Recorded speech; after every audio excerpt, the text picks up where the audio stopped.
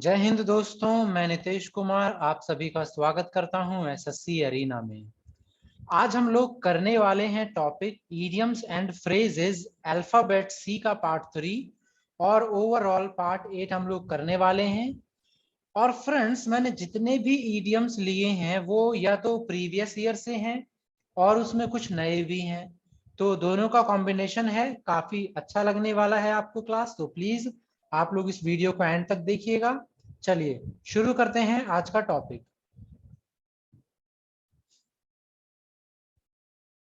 पहला इडियम है हमारा कूल हेड। अब कूल हेड का मतलब क्या होता है? कूल हेड का मतलब होता है शांत प्रवृत्ति का व्यक्ति या शांत प्रवृत्ति का होना। ठीक है, काफी इजी है। हम कहते हैं Mahendra Singh Dhoni, Mahendra Singh Dhoni is a cool head person. ठीक है, इसका मतलब हो गया कि वो शांत किस्म के व्यक्ति हैं। तो कूल हेड मतलब शांत होने वाला, शांत रहने वाला नेचर। अगला है क्लोज वंस हार्ट, यानी कि जो आपके हार्ट के बहुत ज्यादा नजदीक हो उसे कहते हैं बहुत प्रिय होना। वेरी डियर मतलब वेरी डियरेस्ट और डियरेस्ट वन। ठीक है, ये भी आसान है, हम लोग डेली लाइफ में यूज करते हैं। अगला है cut him of. Cut him of का मतलब होता है पैतृक संपत्ति से वंचित कर देना या डिस इनहेरिट कर देना। देखिए, एक शब्द होता है इनहेरिट। इनहेरिट का मतलब ही होता है पैतृक संपत्ति या कोई चीज आपको जो पीछे से आपको प्राप्त हुई हो, है ना, आपके पूर्वजों से मिली हो, उसे कहते हैं इनहेरिट। विदाउट ए शिलिंग, इसका जो ईडियम है विदाउट ए शिलिंग भी है।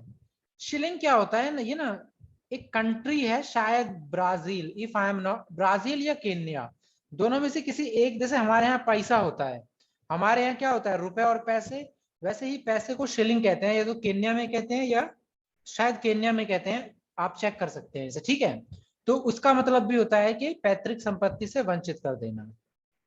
चलिए अगला देखिए, काफी इंपॉर्टेंट है केव इन।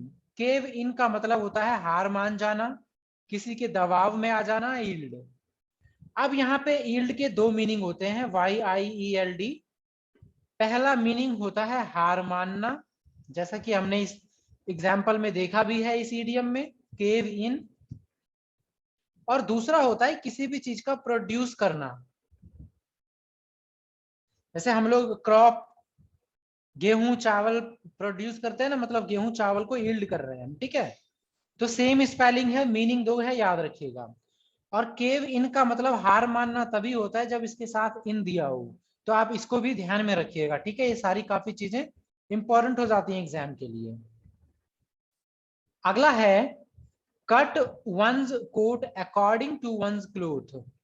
अपनी आय के अनुसार खर्चा करना का हिंदी में एक मुहावरा है कि अपनी चादर के हिसाब से पैर फैलाना।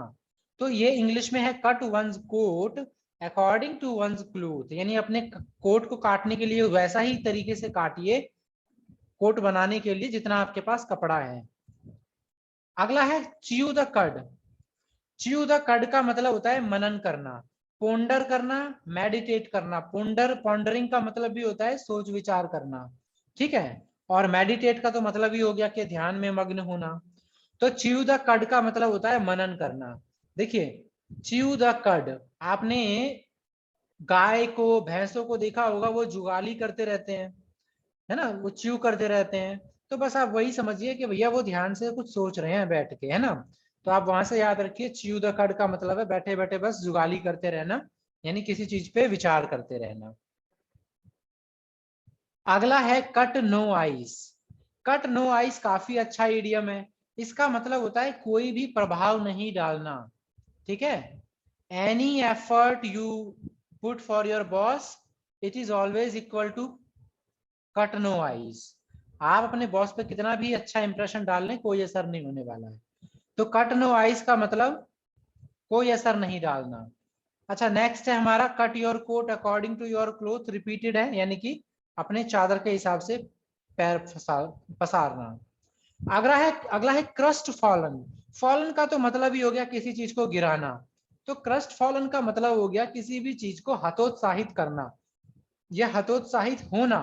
टू बी डिजेक्टेड, डिजेक्टेड का मतलब होता है अभागा, मतलब कोई ऐसा जिसको ऐसा एहसास दिलाया जाता है कि आप you are nothing for good, आप किसी लायक हैं ही नहीं, तो उसे कहते हैं dejected. Crust fallen, CRUST, crust fallen मतलब टू बी डिजेक्टेड या हतोत्साह, डिस्करेज होना, टू बी डिस्करेज्ड।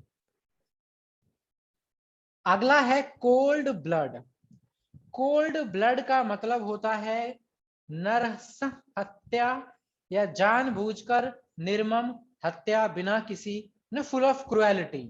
आपने अपने मूवीज में सुना होगा कोल्ड ब्लडेड मर्डर। क्या होता है कोल्ड ब्लडेड मर्डर का मतलब ही होता है बेरहमी के साथ किसी की हत्या कर देना, तो वहां से आप इसे याद रखिएगा। आता है अगला है कम बैक टू अर्थ।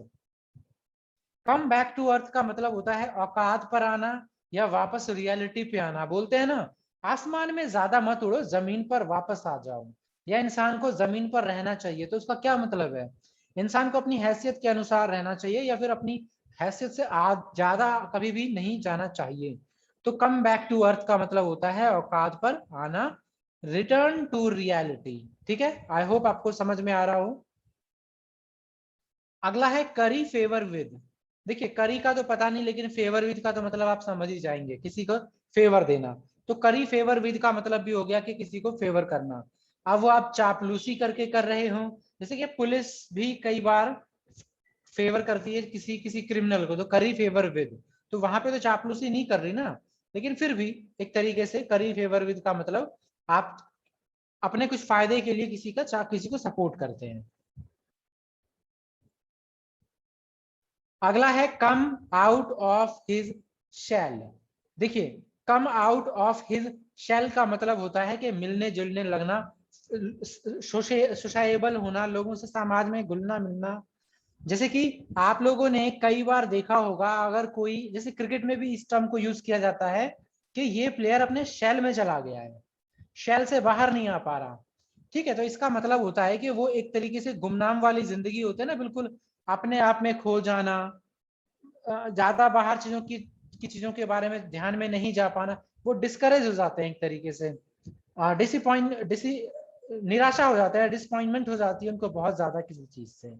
ठीक है, तो वो अपने शेल में चले जाते हैं। तो coming out of his shell मतलब जो वो बुरी कंडीशन में थे उससे वो बाहर निकल के आ रहे हैं।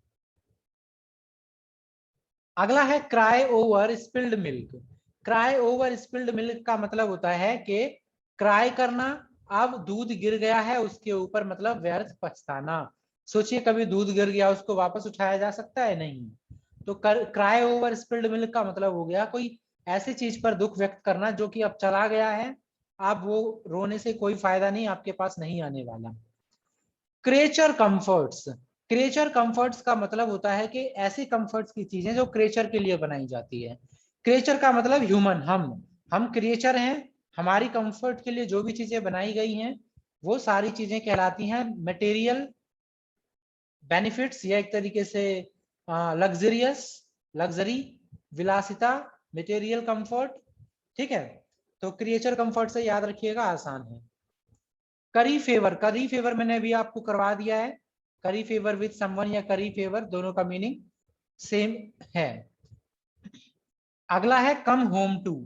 कम होम टू का मतलब होता है समझना। देखिए मैंने आपको जब अल्फाबेट बी करवाया था तो मैंने वहां पे आपको एक फ्रेजल, एक इडियम बताया था, ब्रिंग होम। तो ब्रिंग होम का मतलब क्या होता है? ब्रिंग होम का मतलब होता है टू मेक समवन अंडरस्टैंड, समझाना। भाई उसको ब्रिंग लाओ घर पे, समझाना है उसको, है ना। भाई फलाने लड़के को घर पे लेके आओ, उसको समझाना है। अगला बोलता है भैया घर आ गया है, मतलब समझ गया है।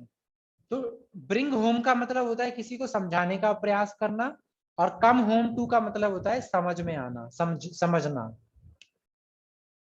कॉक एंड बुल स्टोरी, मनगढ़ंत कहानी। अ कॉन्कॉक्टेड स्टोरी, ये काफी अच्छा वर्ड है।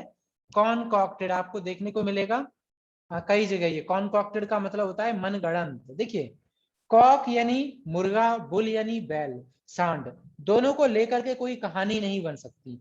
बन सकती है पर ये एक मिथ है कि भाई नहीं बन सकती। तो वहीं से अगर आप कॉक और बुल को किसी कहानी में घुसेड़ेंगे, मतलब आप एक कॉन्कॉक्टेड स्टोरी फॉर्ज कर रहे हैं, आप कोई मनगढ़ंत कहानी गढ़ रहे हैं। ठीक है, तो कॉक एंड बुल स्टोरी मतलब मनगढ़ंत कहानी। अगला है कैट्स पॉ। तो कैट्स पॉ मतलब बिल्ली का पंजा, आप ऐसा मत समझ लेना, ठीक है। इसका आंसर होता है, मतलब इसका मतलब होता है कठपुतली होना किसी की। सो कैट्स पॉ का बेसिकली मतलब क्या होता है, कठपुतली, किसी की कठपुतली होना। कैट्स पॉ निजी स्वार्थ की पूर्ति में जिस व्यक्ति का प्रयोग किया जाए, जिसको अपना कठपुतली की तरह यूज किया जाए, ठीक है। A person used by another as a dupe, dupe मतलब वही धोखे में किसी को, और टूल। तो दोस्तों ईडियम फ्रेजेस के चल रहे हैं हमारे पार्ट्स, आप इसे कंटिन्यू देख सकते हैं प्लेलिस्ट में जाकर। और वन वर्ड सब्स्टिट्यूशन भी हमने कंप्लीट करवा दिया है, पार्ट फ्रॉम 1 to 16 तक।